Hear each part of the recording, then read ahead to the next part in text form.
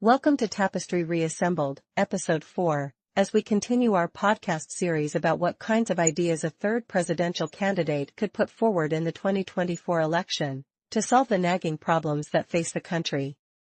I'm Edie Song. And I'm Kate Ross. To begin this episode, we'll tackle the issue of Social Security reform. In 2034, the trust fund runs out of money to continue to pay benefits at the level committed to by law.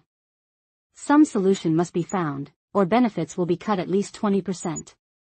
Both Vice President Harris and President Trump have claimed that they will solve the issue and protect seniors, but have provided no specifics for how they do that. Before he dropped out of the race, President Biden had already proposed to eliminate the earnings cap on the Social Security payroll tax, and have all earnings subject to the tax. However, for political reasons he had to keep to his prior promise and only apply it to those people making over $400,000. That's a promise that doesn't really have to be kept. Applying the tax to everyone at every income level would be more fair to all taxpayers instead of providing an advantage to higher earners. It would also go a long way towards shoring up the system financially. But it still doesn't solve the basic problem, that the retirement benefits that people get from Social Security are a very small fraction of what they deserve. A disruptive candidate could garner massive support from senior voters if they were to put forward a workable idea that will not only rescue Social Security from the looming disaster, but also create the opportunity for a system that provides robust retirement benefits. You're absolutely right, Edie. When setting up the Social Security Trust Fund, Congress required investment of Social Security payroll taxes into government bonds. Over the past 90 years they have trailed inflation badly. If investment had been stock market-based instead, that would have been a huge benefit to working people. A recent study shows this. It looked at what would have been the retirement savings of a very average factory worker born in 1935. If they'd been paid only the average weekly earnings from age 18 to 65, but their and their employer's Social Security taxes had been invested in a Standard & Poor's 500 index fund, they could have retired with $1.4 million in their account.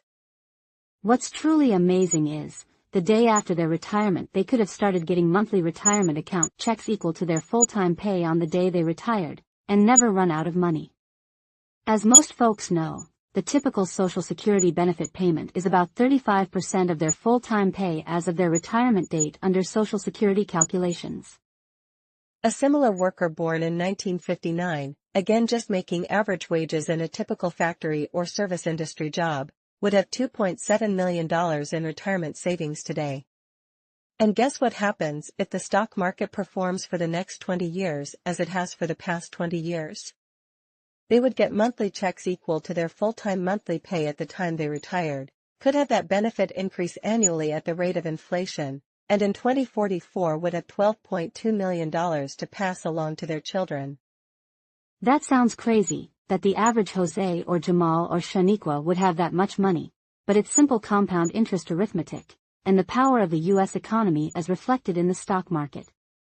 Why should only wealthy people benefit from that? Congress is taxing them more than 12% of their income to pay into the system, and depending on their other sources of income in retirement, they're taxed again. But whatever they get, compared to what they could have gotten under a stock market-based savings plan, they're screwed. In effect, Congress is taxing the lost retirement savings by 90%, by providing such meager benefits compared to what they should have had. It's criminal. And a candidate who highlights this to American voters would create such outrage that they could definitely energize voters. But even though that's a great reason to change how Social Security works, there's a complicating factor associated with this reform. How can we transition from the current Social Security system to generate payments to individuals at the level that the reformed system would provide? Great question, Kate. To require financial services firms to immediately triple monthly Social Security payments to individuals would not work. It would accelerate the end of Social Security.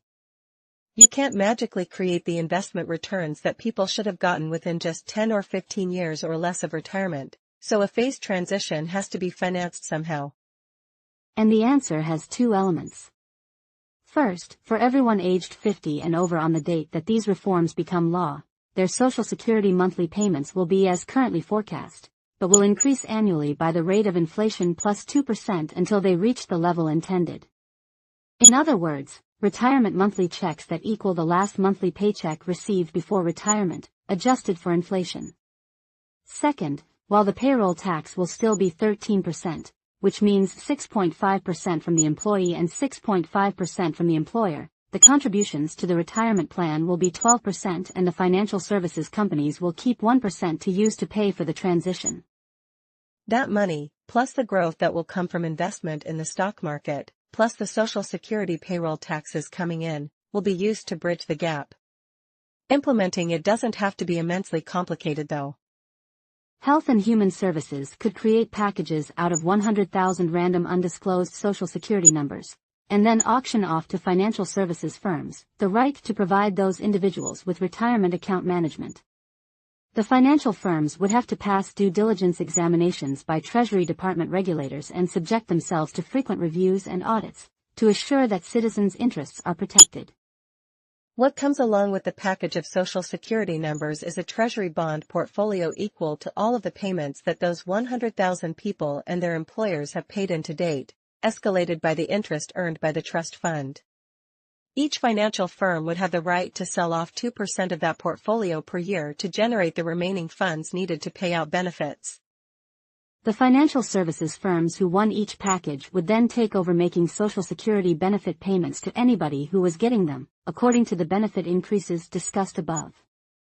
The Social Security Administration would continue to track the earnings and Social Security payroll tax payments of individuals and their employers, in order to keep documenting the retirement benefit that they would have gotten under the existing Social Security system.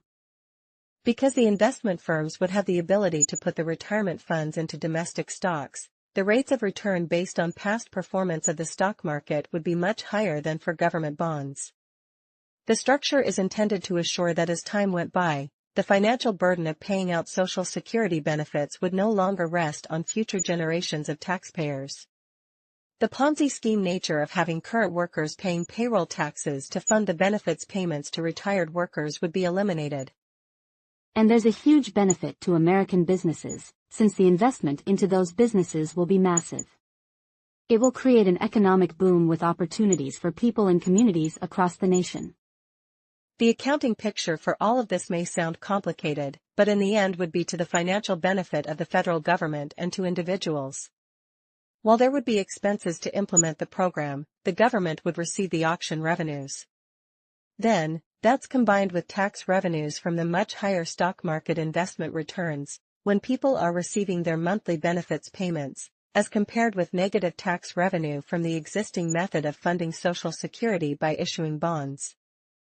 Both the auction and tax revenue streams would provide a healthy inflow toward covering the cost of redeeming 2% of the trust fund Treasury bonds annually.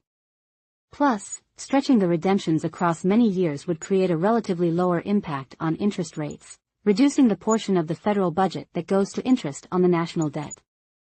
What hasn't been touched on yet in this Social Security reform discussion deals with the fast-growing Social Security disability benefit payment program. A sensible approach to this tackles this problem first by uncovering at a steady and methodical pace any fraud that might have crept in, and second by integrating disability insurance into the retirement program above. People who are receiving disability payments or may need them in the future would become part of the risk pools held by the financial services firms. In other words, there's no penalty for having a pre-existing condition resulting in permanent disability. Such a pool, including all U.S. citizens, would result in a low cost to purchase disability insurance policies for those who aren't disabled. But if people chose not to buy that insurance, they would have no disability coverage, and their families would be burdened rather than taxpayers. Financial services firms would be very diligent about the detection of fraud cases to keep their risk exposure low. The government focus would shift from providing the insurance coverage itself, to instead providing assurance that the individuals aren't taken advantage of, due to unethical actions by any of the financial services firms. Doing all these things for Social Security reform puts it back on a solid footing, raises tax revenue, and benefits the retirement financial picture for all Americans. There are a few remaining issues that a centrist presidential candidate will have to address that we haven't touched upon yet. Typically, candidates only stick to what their party will support, and spend most of their time either pushing hard for their side's policies, or tearing down the opponent with personal or policy attacks. Over the past several episodes we've discussed ideas that a non-traditional candidate could speak about, to appeal to voters who were sick and tired of partisanship. But there are a few topics that are frequently of interest to voters, and haven't been mentioned at all. One of those is national security. A candidate's views are often important for voters as they consider whether the candidate would do well in foreign policy during their presidency, but the approach to this in previous campaigns has been disruptive. The problem is that any comments made by any candidate who isn't an incumbent might affect ongoing diplomacy and military engagement. It would be best for a candidate to not comment specifically on any national security topic. That way, they wouldn't undermine ongoing efforts to influence world events favorably to the U.S. national interest. Especially when it's a close election, adversaries and even allies might use comments that a candidate made to delay reaching an agreement, or question whether a commitment that a military liaison was making would endure into the next administration. That's why we'd suggest that a possible third presidential candidate should make no public pronouncements on specific policy views. Instead, they should give generic descriptions about how the national security apparatus would operate in an administration that would be inaugurated presuming the success of the campaign. For example, quote, "Our multilateral relationships have endured for decades, and the world has benefited from them, as well as with many aspects of our numerous bilateral relationships. The long-term interests of the U.S. are best served by such approaches," end quote. It sounds like meaningless mush, honestly, but it makes sense. When a president takes office, they pick their own Secretary of State, but they inherit the State Department diplomatic corps. Why alienate the people who are going to be working for you, by saying something in a speech or debate that disrupts all of the strategies and actions they've been carefully executing under the prior administration's policy? They'll still be working with their foreign counterparts, and could be manipulated because of the things that were said. The second thing is that some voters tend to focus a lot on one issue that has immense personal significance to them, creating what are called single-issue voters. Prime examples of this are immigration, abortion, racial equality, and LGBT rights. A previous podcast episode addressed the immigration issue, but what about the others? How would a presidential candidate who wasn't from the two major parties deal with them in a way that doesn't alienate voters? In our next and final episode, we'll address that question.